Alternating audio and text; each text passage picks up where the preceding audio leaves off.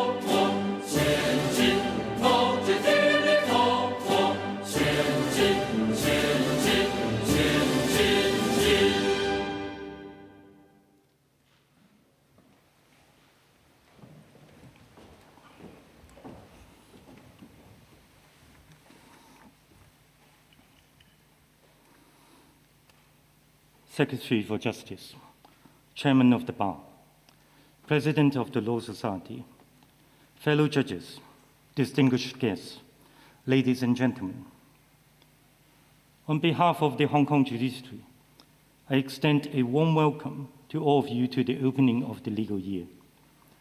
I thank you for your support in attending or in watching the live broadcast of this event online.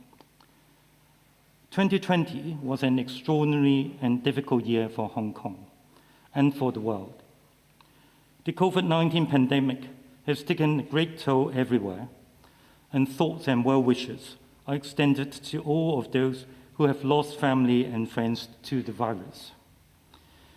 The judiciary and its operations has also been affected, and thanks must be extended to our judiciary staff who have worked so hard in such difficult circumstances to keep the courts functioning. As the world looks to 2021 with hope and guarded optimism that the pandemic will eventually be overcome, the judiciary continues to take precautions in the meantime, including for the first time the arrangements that have been taken for this opening of the legal year. The opening of the legal year is an important occasion for the judiciary as well as our community, as it focuses public attention on the administration of justice and the rule of law, and in particular, the challenges we face. In this, my first opening of the legal year as Chief Justice, I would like to outline 3 fundamentals of the judiciary that we are committed to. First, the judiciary must be and must remain an independent and impartial judiciary. In Hong Kong, judicial independence is both mandated and guaranteed under the Basic Law. The judicial power, including that of final adjudication, enjoyed by the Hong Kong Special Administrative Region under the Basic Law, is exercised by the judiciary independently, free from any interference, as Articles 2, 19, and 85 of the Basic Law provide. An independent judiciary is essential to the rule of law and the due administration of justice.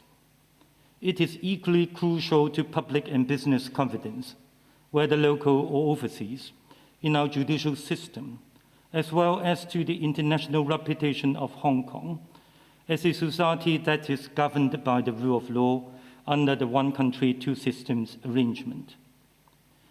Amongst other things, judicial independence means the judiciary, the courts, the judges, and judicial officers, whom I shall refer to collectively as judges, when discharging their judicial functions, must not be subject to improper extraneous pressure or influence.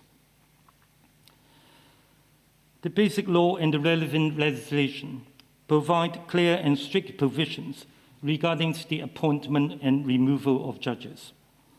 In particular, Article 88 of the Basic Law provides that judges are appointed by the Chief Executive on the recommendation of the Independent Judicial Office's Recommendation Commission, which is chaired by the Chief Justice. Appointment of judges, whether local or from overseas, must be based on, and only based on, judicial and professional qualities, as stipulated under Article 92. Judicial appointments must be free from political or other irrelevant considerations. Inevitably, cases with political overtones come before the courts for adjudication. Judges hearing such cases often come under intense scrutiny in the media and social media, and the decisions in these cases are almost always subject to partisan criticisms. Comments and criticisms, sometimes extreme and harsh ones, are unavoidable.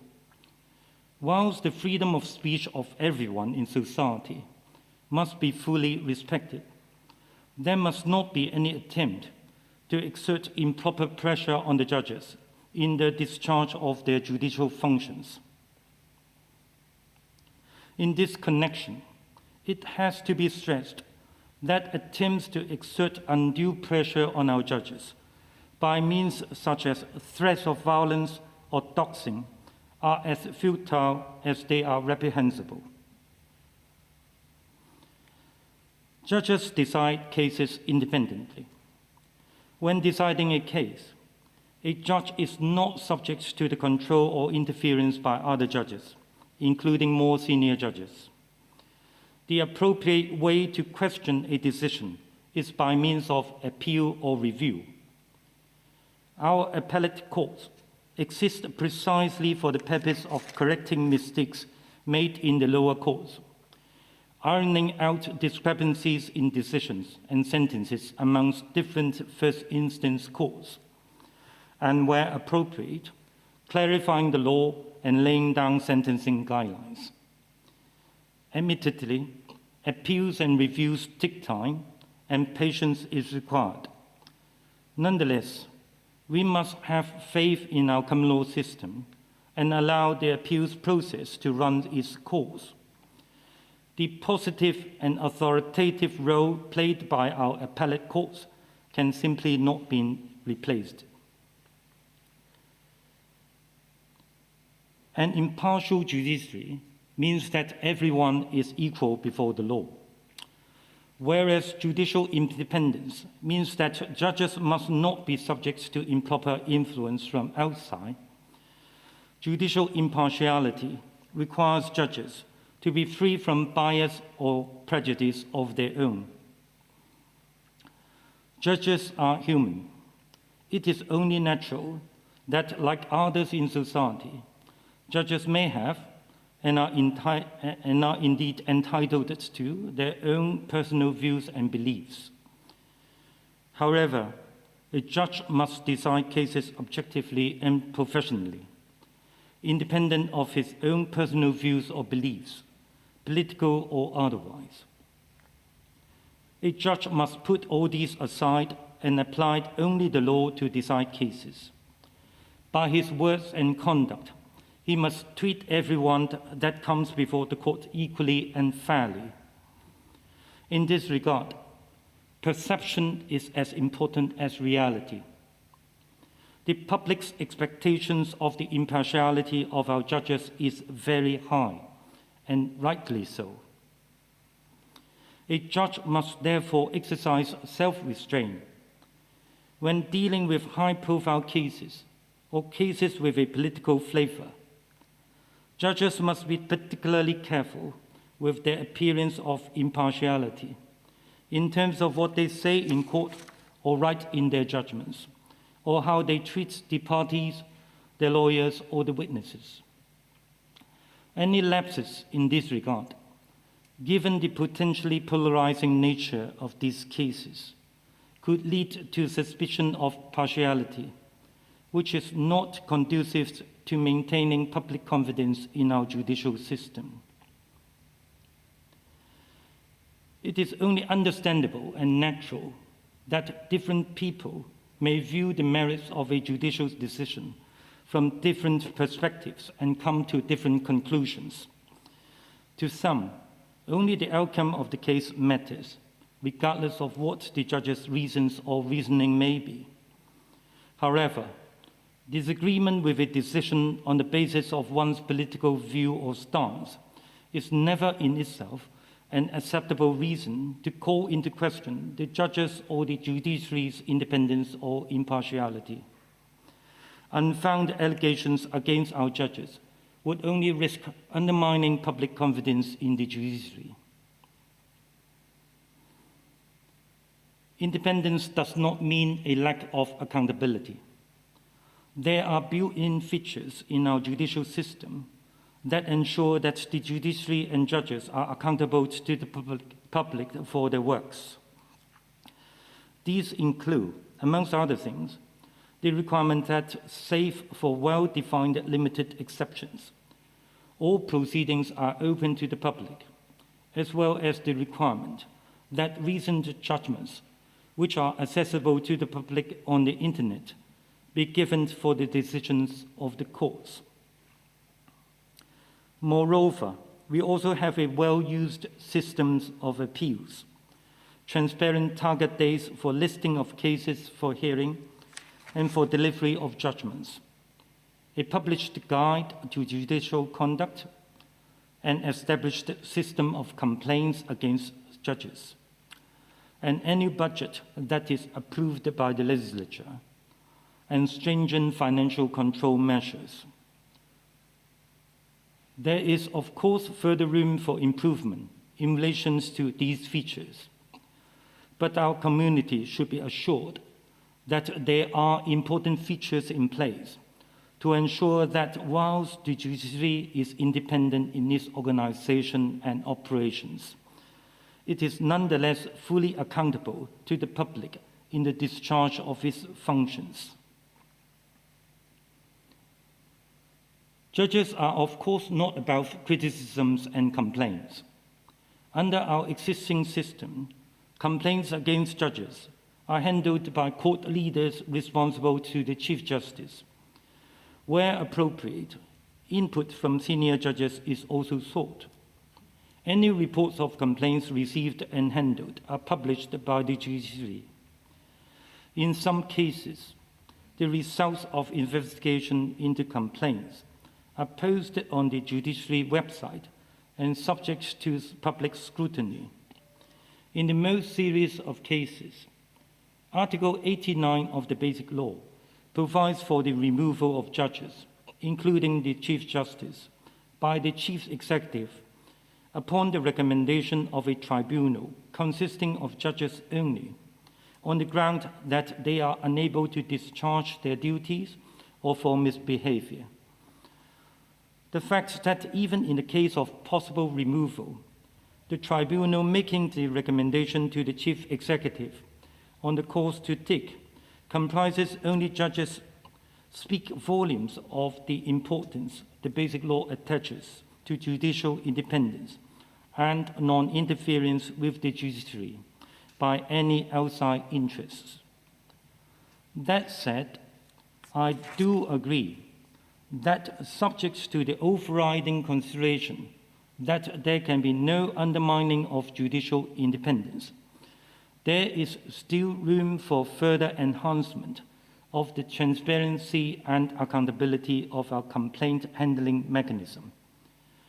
Accordingly, a review of our existing mechanism, which was last reviewed in 2016, will be undertaken with a view to further enhancing its transparency and accountability. The second fundamental of the judiciary, which overlaps to some extent with the first one I have just outlined, is that the judiciary must comprise judges who are upright and who are prepared to uphold rights. A judiciary can only be as good as the judges that mends its cause. The judicial oath is a requirement under Article 104 of the Basic Law. It requires every judge to uphold the Basic Law, to bear allegiance to the Hong Kong Special Administrative Region, to serve Hong Kong conscientiously, dutifully, in full accordance with the law and with integrity, to safeguard the law and administer justice without fear or favor, self-interest or deceit. It can only be fulfilled by judges who are upright, judges who are persons of integrity. It is worth repeating that judges must be impartial, free from bias or prejudice. Judges must be fearless and be prepared to make decisions in accordance with the law, regardless of whether the outcomes are popular or unpopular, or whether the outcomes would render themselves popular or unpopular. A judge must be honest and intellectually honest. Binding laws and precedents must be dispassionately applied and applicable rules and procedures faithfully observed, even if this means getting a result the judge personally might not prefer. Powers and discretions must be exercised judicially. Judgments must set out the true and entire reasons for the decisions made. Society has every right to insist that our judges must be faithful to the judicial oath. On behalf of my colleagues in the judiciary, I would like to assure the public that we expect nothing less of ourselves. Why do we need upright judges with integrity to administer justice?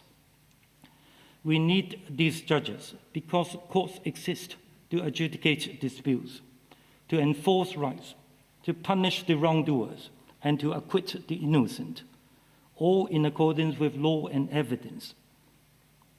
Of all the rights that are recognized under our legal system, there are no rights more precious than the fundamental rights that are guaranteed under Chapter 3 of the Basic Law, and those that are set out in the Hong Kong Bill of Rights, such as the freedom of speech, the freedom of assembly, the procedural and other safeguards in criminal proceedings, and other personal freedoms and liberties. Society expects the courts and our judges to generously interpret and jealously protect these rights when they are threatened or are otherwise interfered with. The courts are the place where these rights must be enforced. Our courts must continue to enforce and give effect to these fundamental rights. All this said, 3 observations should be borne in mind. First, the Basic Law is the ultimate guarantee of the fundamental rights enjoyed by the people of Hong Kong and of the jurisdiction of the courts to enforce them. The importance of the Basic Law cannot be overemphasized.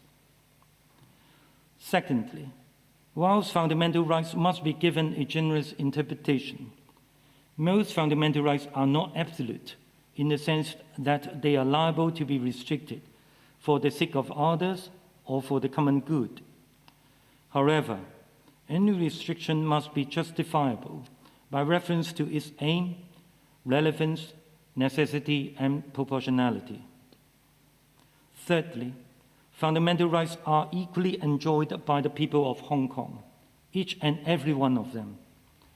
When rights are exercised or sought to be enforced in courts, the fundamental rights of others, where relevant, must equally be borne in mind and respected.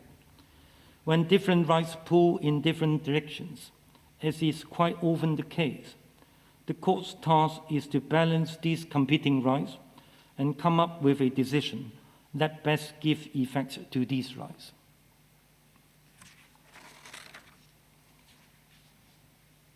The third fundamental of the judiciary that I would like to discuss is that our judiciary must remain a professional and efficient judiciary that moves with the times. A modern judiciary must be an efficient judiciary. The annual number of leave applications for judicial review relating to non-refoulement cases has risen from 60 in 2016 to over 3,700 in 2019, even though the number of leave applications in other types of judicial review cases has remained stable at around 160 per year. The resulting stress on our judicial capacity is tremendous, and it is not helped by the outbreak of the COVID-19 pandemic last year, which seriously disrupted court operations, nor the large number of criminal cases arising from the social events in 2019. Whilst we will continue to deal with these workloads with determination and perseverance, specific attention will be given to the prioritization of different types of cases so that backlogs and bottlenecks can be tackled more strategically and effectively. In particular, steps to enhance the practice and procedure of the constitutional and administrative law list in the High Court will be taken, and important public law cases and appeals will be given priority and fast-tracked for hearing so as to reduce the delays and the social costs that these litigations involve.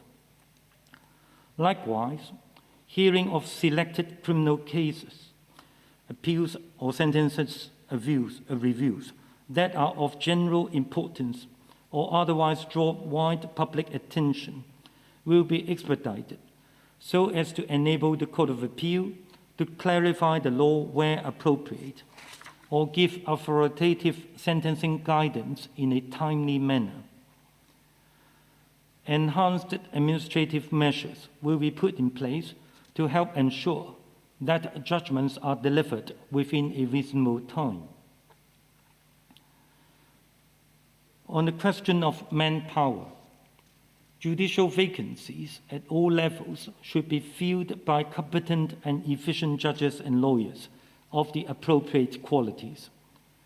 Our top court must continue to be composed of judges of the highest caliber and professional qualities in order to maintain full confidence in our legal system and the hard-earned reputation of the court in the common law world.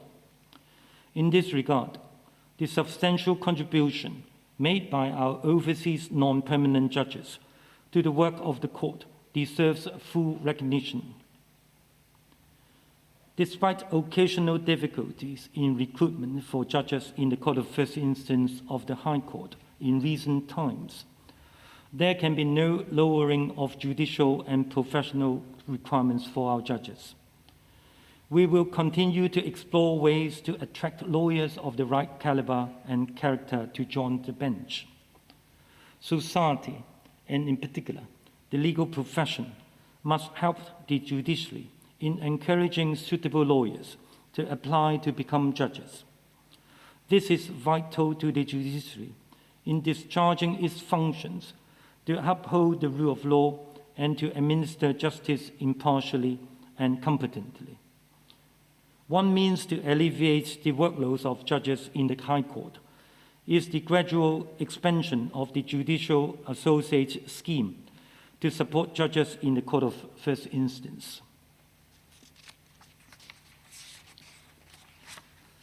To help maintain and further develop the professional qualities and efficiency of our judges, efforts will be made to strengthen and expand the work of the Judicial Institute, one essential function of which is to provide continuing judicial education for our judges. Workloads permitting, judges will be given more protected time to attend judicial seminars and workshops on subjects such as courtcraft, judicial ethics, judgment writing, and sentencing, just to name a few.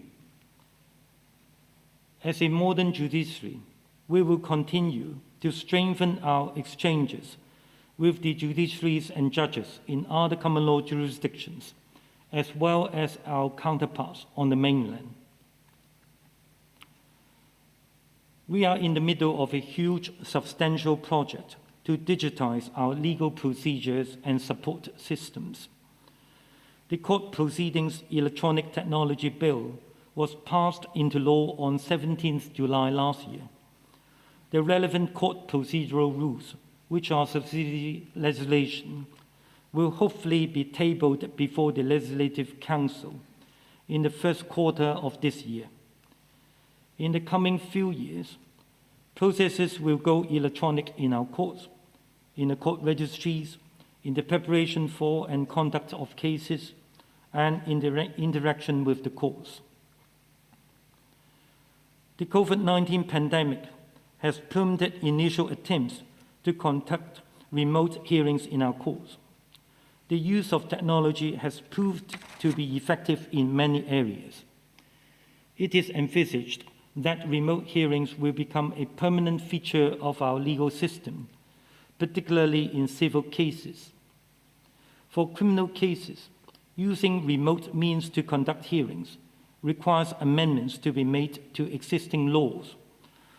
There are ongoing consultations with relevant stakeholders. Our target is to introduce a remote hearing bill into the Legislative Council in the second quarter of this year. On behalf of all my colleagues in the judiciary, I wish to assure the community that we are committed to meeting the expectations that I have just outlined to you. We are committed to the rule of law and to administering justice in full accordance with the law, without fear or favor, self-interest or deceit. Last but not the least, tribute must be paid to my predecessors, Chief Justice Lee and Chief Justice Ma, for their great and dedicated contributions to the upholding of the rule of law. They have laid a sure and strong foundation for the post-1997 judiciary, enabling the rule of law to continue to flourish. They have maintained the independence of the judiciary, and they have led by example in the due administration of the law. The legacies they have left are rich and substantial. I have had the good fortune of working under the leadership of both of them as my Chief Justice. Like many of my colleagues, I am grateful to their leadership and guidance all these years. On a more personal note, I would like to take this opportunity to wish Chief Justice Ma a very happy birthday today, as well as a long and fulfilling retirement and the best of health and happiness. It only remains for me to wish you and your families good health and much happiness in the new year. Thank you.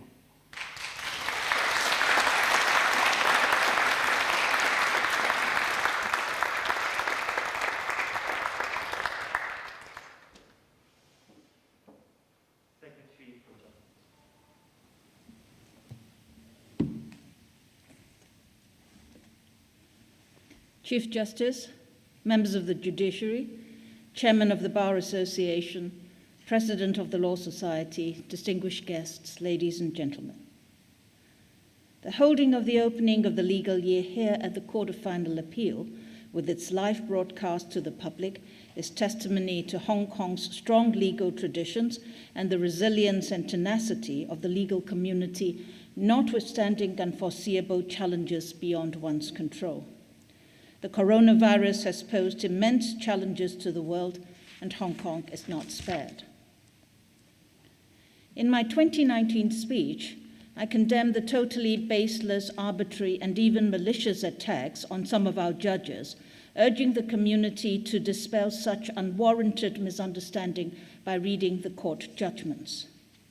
Last year, I have witnessed multiple occasions by which similar reminders have had to be made. Our judicial independence is premised on solid infrastructure that has been laid down primarily in the basic law, the security of tenure, the immunity of judges, the non-revolving door, and importantly, the expressed provision in Article 85 of the Basic Law that guarantees judicial independence free from any interference. The judicial oath taken by all judges requires them to safeguard the law and administer justice without fear or favor. Judges are required to adjudicate cases independently and impartially. Comments and discussions on court decisions are always permissible within the boundary of the law if done rationally and objectively. Yet, some remarks that have surfaced are nothing like that. Any unfair or unfounded remarks with the ulterior motive of exerting pressure or undue influence on our judges in dispensing justice will be to no avail. Doxing activities towards judges and other persons involved in the administration of justice was on the rise and must be curtailed. As guardian of the public interest, I sought and obtained an injunction order to restrain the conduct of such activities towards judges, judicial officers, and their family members. In granting this injunction, the court noted, it remains fundamental to the rule of law that litigants and the general public are able to place reliance on and have confidence in a court system that is free from bias, and that the judge or judicial officer in any case is the person who decides that case according to its evidence and the applicable law. It is a serious matter to act in breach of an injunction order. Any person who acts in violation of an injunction order may be held in contempt of court and is liable to a fine or imprisonment, including an immediate custodial sentence as ordered by the court in a reasoned decision. As I have stated in 2018, all of us jointly bear the responsibility to respect, promote, and further the rule of law as a fundamental basis of our society. It lies in every individual and institution to be forthcoming in defending our judiciary and the rule of law against these baseless and malicious attacks, and for some to refrain from blindly uttering such statements. Another baseless challenge to our rule of law relates to the promulgation of the national security law in Hong Kong. National security is within the purview of the central authorities. The National People's Congress is the highest organ of the state power in the People's Republic of China, and its standing committee was entrusted to formulate the national security law. Pursuant to Article 18 of the Basic Law, it was added to Annex 3, promulgated, and became applicable to the Hong Kong SAR. Article 23 of the Basic Law does not change the fundamental principles set out above. It imposes a constitutional responsibility on the Hong Kong SAR to enact legislation in respect of certain offences relating to national security. Yet, the central authorities always have the power and duty to legislate on matters of national security, especially when this responsibility of the Hong Kong SAR has not been fulfilled. It is entirely misconceived to say that the principle of one country, two systems have been undermined. Many unfair and ill-informed criticisms have been made against the designation of judges by the chief executive, with remarks that it will undermine Hong Kong's judicial system. It should be reiterated that the chief executive only designates a list of judges in different levels of courts to hear cases involving issues of national security, rather than assigning which judge to preside over a specific case. The national security law brings into sharp focus the constitutional order of Hong Kong. China is a unitary state, and the powers of the branches of the Hong Kong SAR emanate from the central authorities. The Constitution and the Basic Law form the constitutional basis of the Hong Kong SAR. A proper understanding of the concept is of utmost importance to comprehend our legal system. The Basic Law 30th Anniversary Legal Summit, with the theme Back to Basis, reminds us of the fundamentals necessary for the proper understanding of the Basic Law. A key takeaway from the summit is entirely the same as a finding in the Court of Appeal decision dealing with the Emergency Regulations Ordinance, that the Hong Kong SAR government is very much an executive-led government. The judgment delivered by the Court of Final Appeal regarding ERO is particularly significant.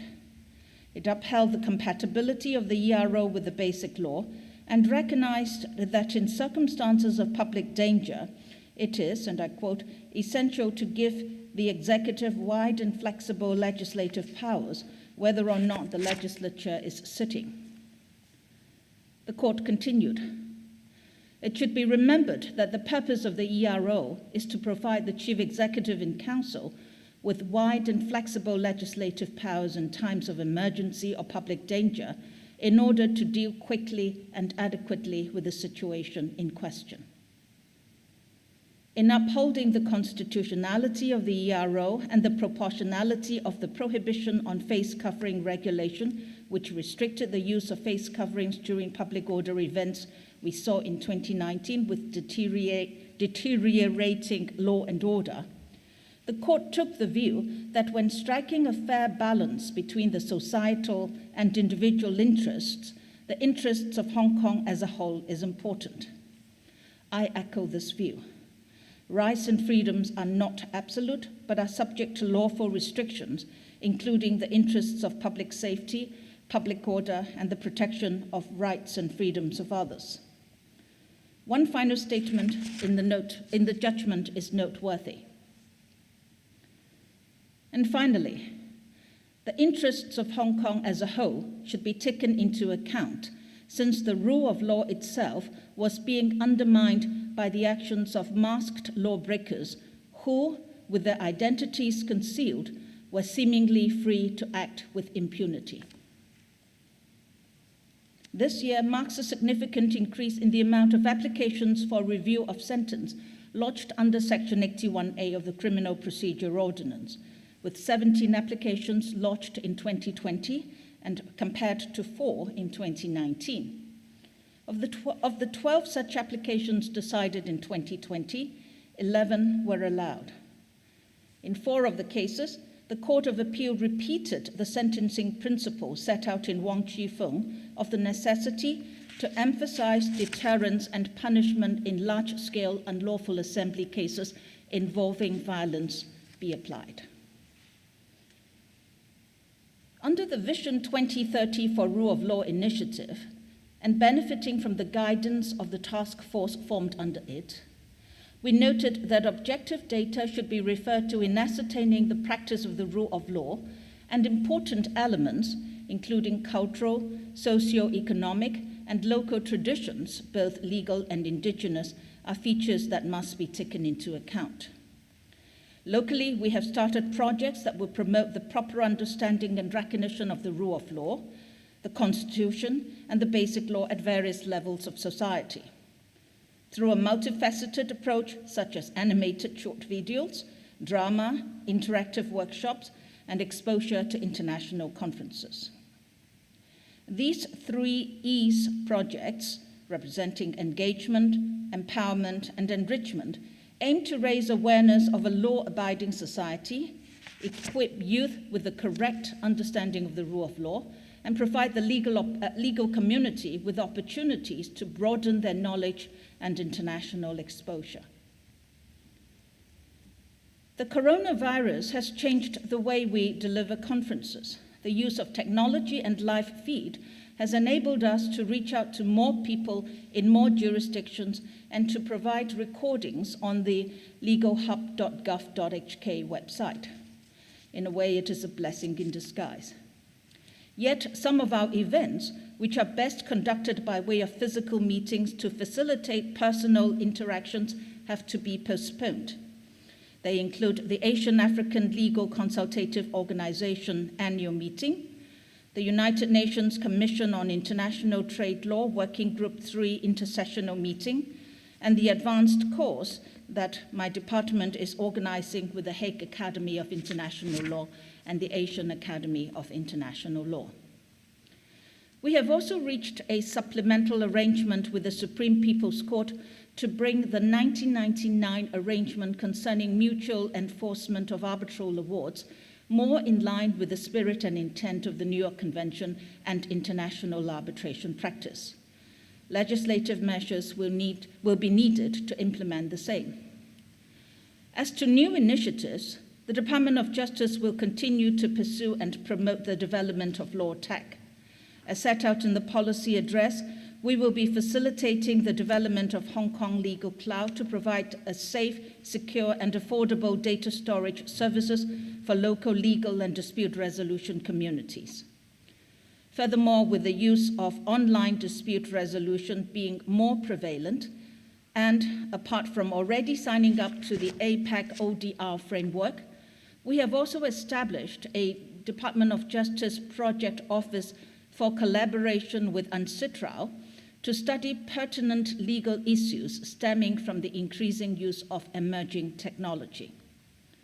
With input from UNCITRAL, we are planning to set up an inclusive global legal innovation platform, in short, IGLIP, to facilitate studies in this particular aspect.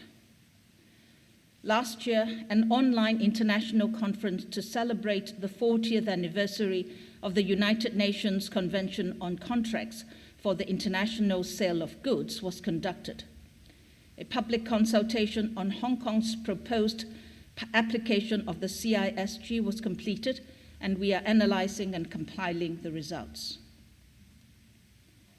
In protecting our legitimate rights, Hong Kong has formally taken steps under the World Trade Organization framework to resolve its dispute with the United States with respect to its origin markings requirement imposed on Hong Kong products.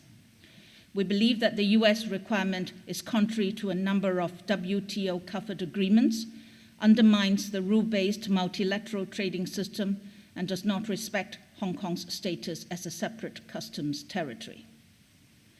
Ladies and gentlemen, today is a very special day, the ceremonial opening of the legal year 2021, the former Chief Justice Ma's 65th birthday, and Chief Justice Cheung's first day in assuming the role of Chief Justice. To the new Chief Justice, I offer my heartfelt congratulations, and I'm confident that you will continue to safeguard the independence of the judiciary and the rule of law in Hong Kong. With this, I wish you all a very happy and healthy new year.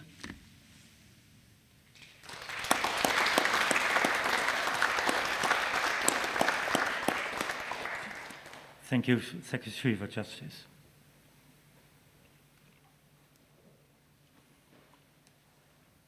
Chairman of the Bar.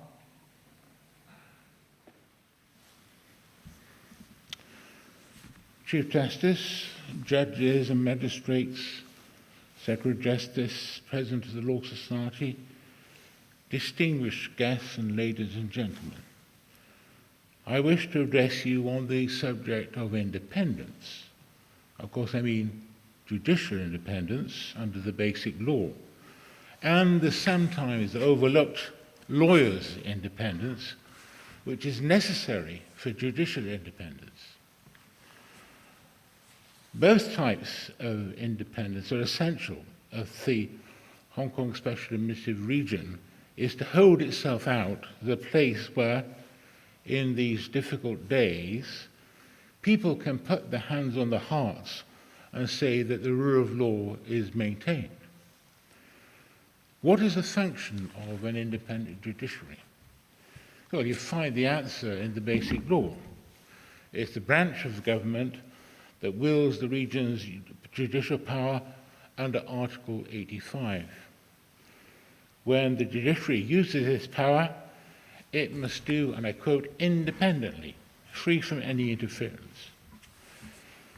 These words mean that the executive and legislative branches cannot usurp the power or share in its exercise or suggest how the courts use the power in a particular case or a class of cases. Of course, the essence of judicial power is a duty to render dispositive judgments in all cases concerning legal rights and obligations, whether those concern private parties or public bodies, including the government. Subject only to the extraordinary power of interpretation vested in the Standing Commission of Congress, when the Court of Final Appeal exercises judicial power, its judgments are final. Court rulings must be obeyed by all persons and bodies subject to the jurisdiction of the court. And judicial power is vested in the judges, recruited by and large from an independent legal profession that's not beholden to the executive branch of government in any way. Without independent-minded lawyers, you will not have independent-minded judges.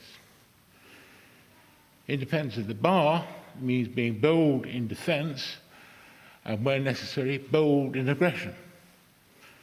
It means barristers will take on unpopular causes and stick doggedly with them, and not being swayed by negative opinions about the cases or their clients. The bar's code of conduct does not merely encourage these attributes, it requires them as a matter of professional conduct. The qualities the Bar Association demands from its members are also required of the bar as an institution. The Bar Association is committed to the defence of the bar's honour and upholding judicial independence. These are aims and objectives written into the Bar Association's foundational documents. This requirement is the reason why the bar speaks out when the media vilifies judges for their decisions. I'm not referring to harsh criticism of judges and their judgment, because sometimes this is wholly justified and can have beneficial effects if some serious shortcoming is exposed. Instead, I'm talking about attacks that impute partiality or bad faith on the judge's part for no other reason than that they happen to decide a case one way rather than another, or because the result does not fit a political or moral agenda. Attacks like this are pure poison. They undermine people's confidence in the judiciary because they set at naught the judicial oath. This oath requires judges and magistrates to, I quote, serve the Hong Kong Special Administrative Region conscientiously, dutifully, in full accordance with the law, honestly, and with integrity, safeguard the law, and administer justice without fear or favour, self-interest or deceit. These attacks can sometimes constitute a contempt of court if made when a case is before the court, and the attack is made in the hope or the expectation that it will affect a judge's decision. Attacks on judges are moreover cowardly, because the authors of such attacks know that judges cannot answer back. Although the Bar Association may protest, what it cannot do is bring to book the authors and publishers of unprincipled attacks on judicial independence. Assuring accountability in these circumstances is primarily a job for the Secretary of Justice. The Secretary of Justice has an unenviable task here. She accepts, of course, that people have a right to criticise judges, even if the criticisms are half-baked and couched in offensive language. She knows, too, that judges are not shrinking varlets, and that law contempt does not exist to massage bruised judicial egos. However, there are limits to judicial forbearance. The US Supreme Court Justice Hugo Black put it well in a 1941 case. He said, "The assumption that respect for the judiciary can be won by shielding judges from public criticism wrongly appraises the character of American public opinion. And enforced silence, however limited, solely in the name of preserving the dignity of the bench, will probably engender resentment, suspicion, and contempt, much more than it would enhance respect."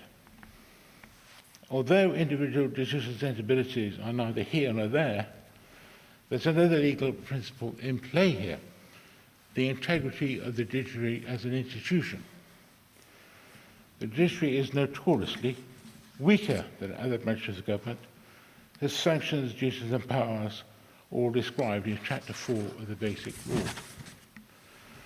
The judiciary commands no army, or police force, nor can it appeal to a sympathetic political electorate for support. It must demonstrate its worth in the constitutional order by commanding people's respect through its commitment to the rule of law, which means, essentially, administering justice without fear or favour, self-interest or deceit.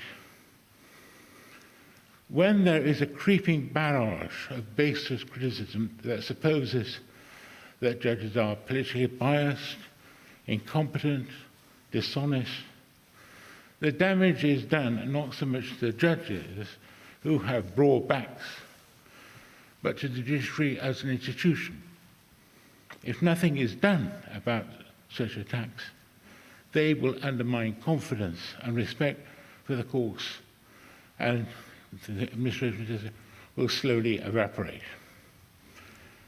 I can do no better than recount the High Court of Australia's explanation in a 1983 case called Gallagher and Durack of why it's sometimes necessary to come down hard on speech critical of courts or judges.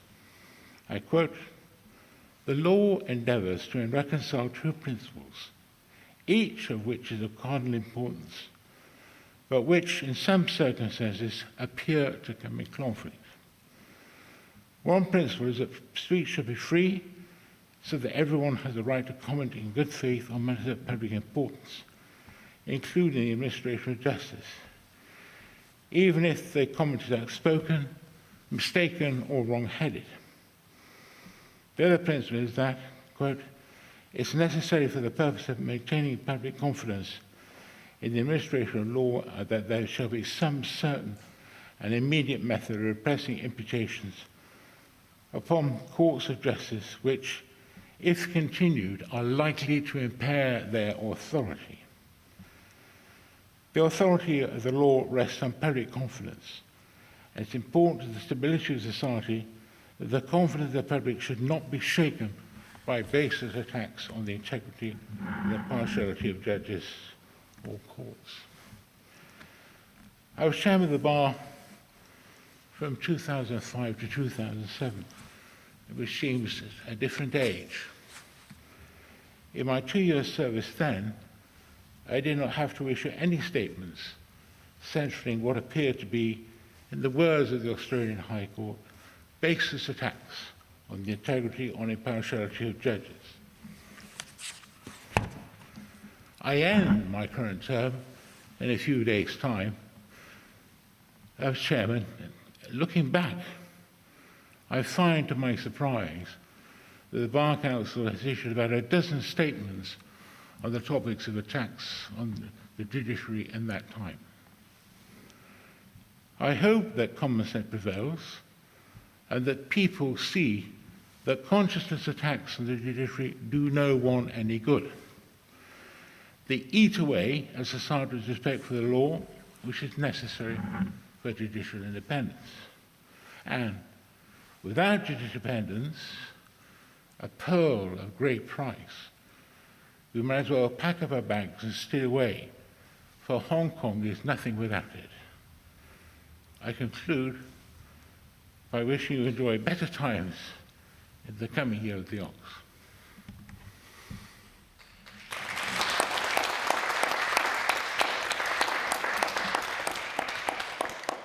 Thank you, Mr. Dice.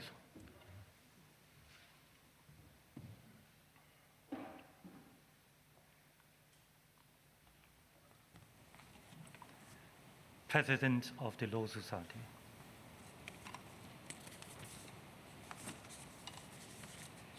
Good afternoon, Chief Justice, Secretary for Justice, Chairman of the Bar, members of the Judiciary, members of the legal professions, distinguished guests, ladies and gentlemen.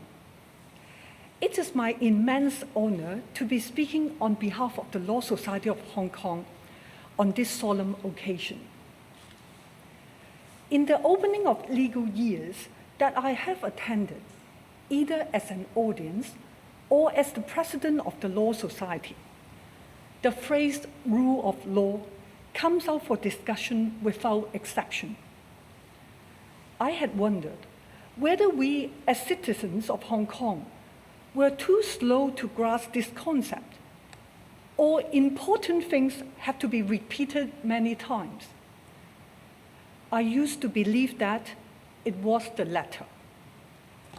However, given what happened to Hong Kong from 2019 to 2020, I now believe it may be both. We have rather eminent legal practitioners and scholars who openly advocate that obedience of the law is not necessary for and is sometimes contrary to the rule of law. Our Court of Final Appeal recently notes that Hong Kong, a city long regarded as safe, experienced an exceptional and sustained outbreak of violent public lawlessness. In a well-reasoned judgment in the anti-mask case, our Court of Final Appeal reminds us in a timely manner that the freedoms of speech and peaceful assembly are precious and lie at the foundation of a democratic society. But it is important to stress that their cardinal importance hinges on their peaceful exercise. None of the freedoms of assembly, procession, demonstration, speech and expression, and the right to privacy are absolute, but may be subject to lawful restrictions.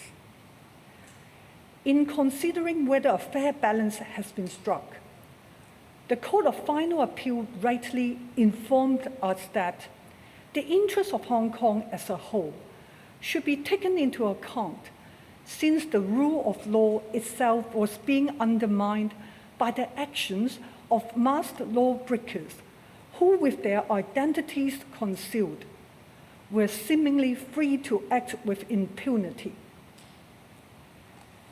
It is said that the court has on many occasions emphasized the special role in society of the judiciary, which, as a guarantor of justice, a fundamental value in a law-governed state, must enjoy public confidence if it is to be successful in carrying out its duties. Our judiciary weathered an unprecedented amount of criticism last year. This is by no means a phenomenon unique in Hong Kong.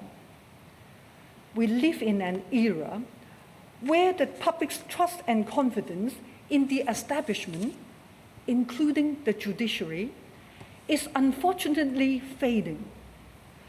Unfair and misinformed criticisms against the judiciary, if not responded to or clarified immediately, will undermine trust in the long term and open the way for measures that may affect judicial independence.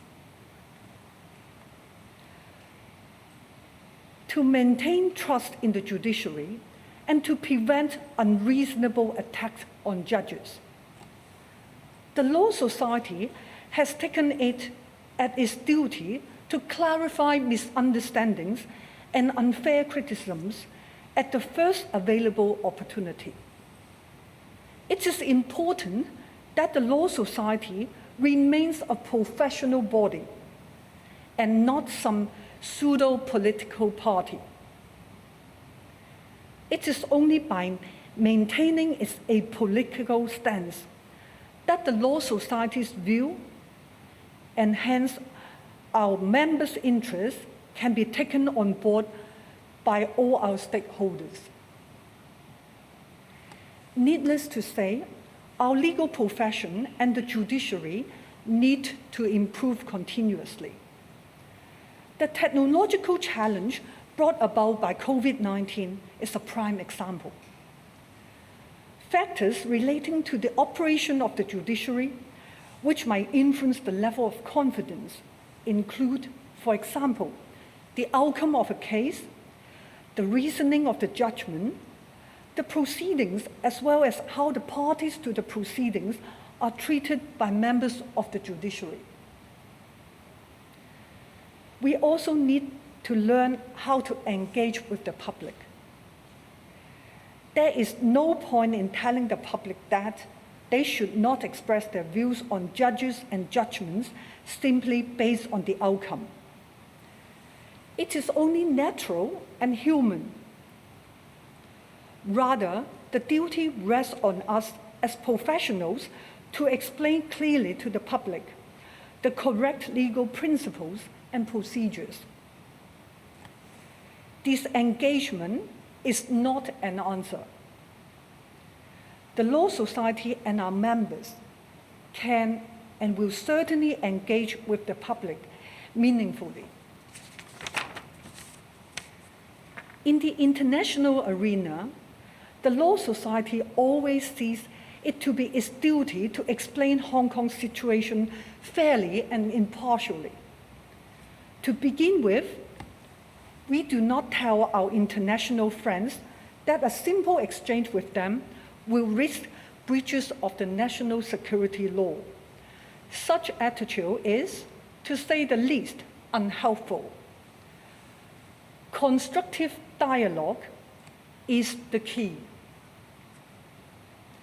I would like to take this precious opportunity to convey my deepest appreciation to the local and international legal fraternity for the assistance, support, and encouragement unreservedly shared among one another during these times of adversity.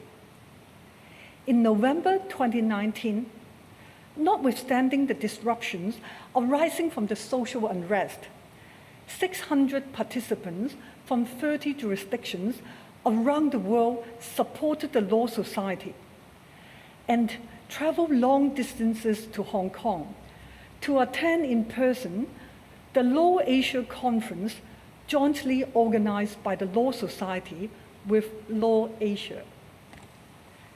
Another more recent example relates to the media report on judicial intimidation in early December 2020.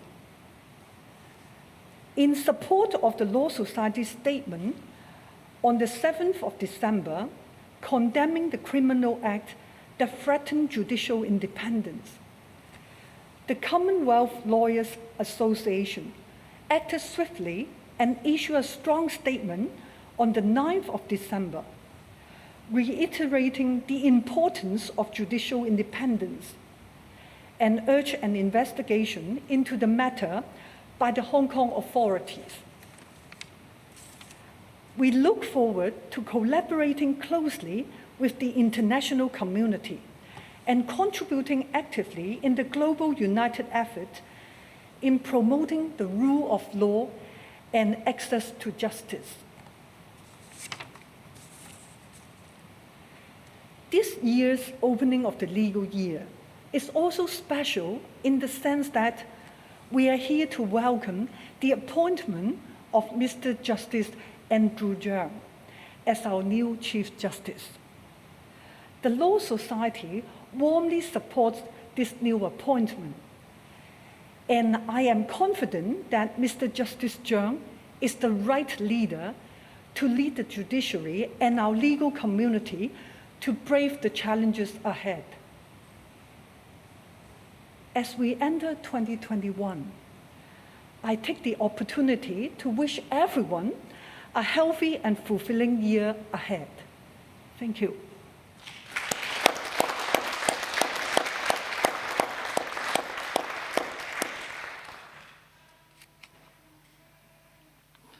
Thank you, Ms. Pang.